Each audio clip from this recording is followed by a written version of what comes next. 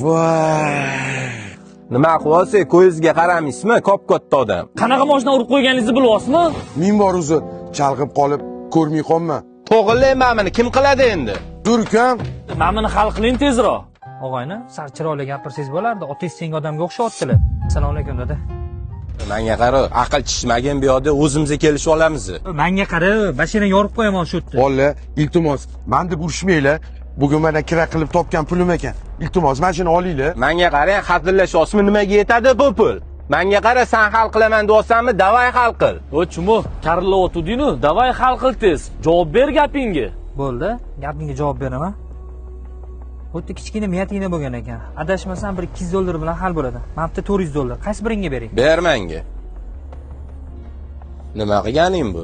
Salomga yarashalik bo'ldi. Ikkita og'ayni terib olasanlar. Bo'ldi? Yuring.